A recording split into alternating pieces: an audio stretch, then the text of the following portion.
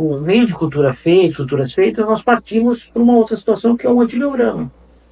Então, o antibiograma, o que ele é? Nada mais é do que você pegar as bactérias, colocar em algumas provas onde você vai definir se elas são resistentes ou não a antibióticos.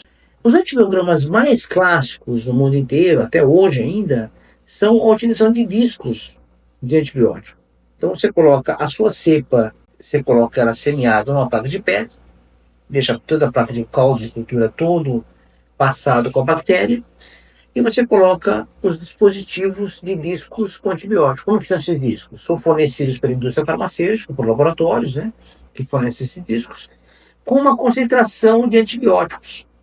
Penicilina, ampicilina, amoxicilina, cefalosporinas, glicopeptídeos, carbapenêmicos, macrolídeos, quinolonas, todos os antibióticos possíveis têm disco. E você coloca o disco e espera 24 horas, vai crescer as bactérias na placa, que você semeou a placa com bactéria, vai crescer tudo de bactéria e os discos vão estar lá. Nos locais dos discos, onde essas bactérias são sensíveis, o que vai acontecer? Aquele antibiótico consegue matar aquela bactéria e em volta dele não cresce bactéria. Nos locais que a bactéria tem resistência ao antibiótico, naquele disco que tem antibiótico vai crescer bactéria tudo em volta. Bem simples de ver. Existe um padrão para isso, existe um padrão mundial onde você pode medir os halos de crescimento. Então, quanto mais sensível a bactéria para aquele antibiótico, maior vai ser o halo em volta do disco. E a pessoa vai te dar informação, doutor, é resistente a essa droga, sensível, está intermediário para essa, e assim por diante. Então, esse é o cenário manual. Então, você utiliza técnicas manuais para se fazer o antibiograma. Muitos laboratórios utilizam isso ainda. Porque as técnicas automatizadas têm custo. E dependem de volume também para que possam ter custo e benefício adequado, para serem pagos em relação à utilização dessas metodologias. E quando a gente usa automação para o antibiograma, também nós temos máquinas para isso. Uma das mais famosas são o Vitec, né, que são máquinas já que têm cartões com antibióticos.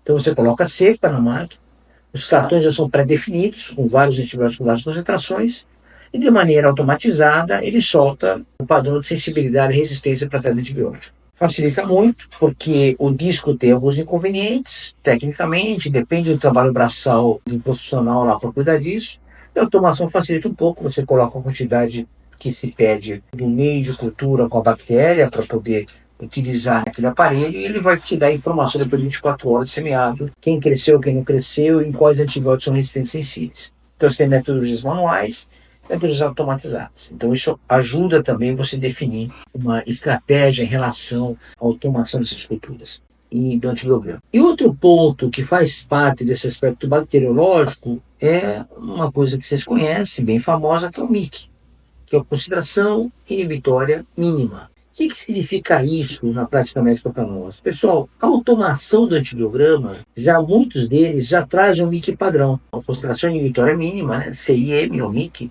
é a abreviação em inglês, de cada padrão de antibiótico. Como é que funciona isso? Por exemplo, quando eu vou atestar uma penicilina para um Streptococcus viridans, por exemplo, que é sensível ao Streptococcus, o Streptococcus é penicilina, ele vai ser sensível num corte de concentração inibitória mínima. Esse corte, por exemplo, seja de 1 micrograma por ml.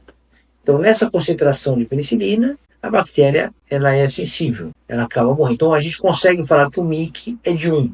Por que isso é importante? Deu o exemplo da penicilina para o Streptococcus. Porque quando eu falo em penicilina para Streptococcus, ou Streptococcus pneumoniae ou pneumococcus, eu tenho que analisar o MIC não só o padrão dele, quando eu colho uma hemocultura, por exemplo, com o padrão dele em outros sítios. Por exemplo, quando eu falo de um sítio neurológico, meníngeo, o MIC é diferente. Então eu não posso utilizar o mesmo MIC que eu uso no sangue, de concentração inibitória, para uma bactéria definida, por exemplo, Streptococcus pneumoniae, que é o pneumococcus. Eu defino um MIC para o sangue e a definição do MIC para dentro do líquido vai ser diferente. Porque o comportamento da infecção é diferente. Então, quando a gente coloca o MIC, por exemplo, no nível licórico, eu preciso de uma capacidade de cobertura maior. Então, o MIC precisa ser mais baixo ainda, para que possa ser sensível àquela cepa.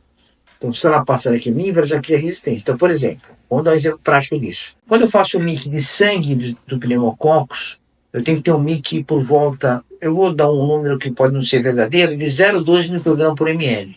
Então, abaixo disso ele está sensível, abaixo do 0,2 ele está resistente. Então, quando eu vou falar do líquor, eu tenho que ser menor. Estou falando de 0,2, eu tenho que ter 0,05. Então, eu tenho que ter um nível mais baixo de sensibilidade. Se ele passa de 0,05, eu já clico com uma resistência. Então, vocês veem que o padrão licórico e sanguíneo vão ser diferentes. E dependendo do sítio de infecção, como o líquor tem uma agressão, uma fisiopatogenia diferente, eu trago para baixo o MIC. Isso é um padrão mundial, para que você utilize a resistência diferente em relação ao sangue.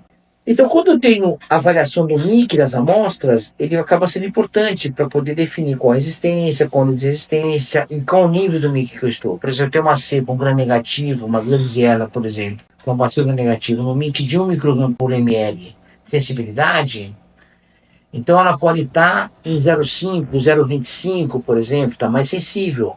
Mas ela pode estar perto de 1, 0,75, né? Perto de 1, então ele tem uma sensibilidade, mas você percebe que o nível de resistência vai chegar perto.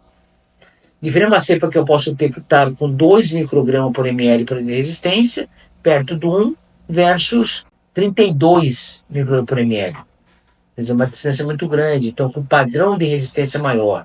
Então, uma cepa de Klebsiella que está com 32 microgramas por ml, ele vai ter um padrão de comportamento clínico diferente de uma cepa que está com 2 microgramas por ml. As duas são resistentes.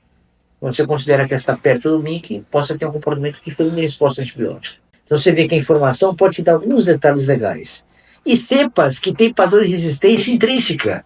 Por exemplo, alguns enterococos que são sensíveis. Enterococos são cocos não positivos. Tem o enterococos fecais e festos, que são os mais importantes para o nosso dia a dia. Eles estão muito relacionados à endocardite bacteriana, por exemplo, algumas meningites, né, infecções intestinais. E o enterococos tem um padrão interessante porque tem resistência intrínseca ao aminoglicosídeo. Então, quando eu faço o MIC dele, eu tenho que considerar um MIC para aminoglicosídeo como resistência acima de 100 vezes. Então, eu não uso mais um padrão, por exemplo, de gentamicina, que é o aminoglicosídeo, para avaliar a resistência ou não do enterococos.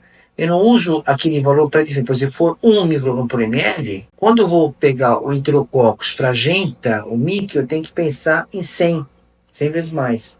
Então, só a partir de 100 que eu falo que tem resistência. Se ele tiver 50, 80, ainda não é resistente.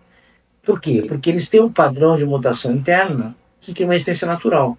E não significa que aquele dado in vitro, que é 1, seja impactado clinicamente por aquele doente.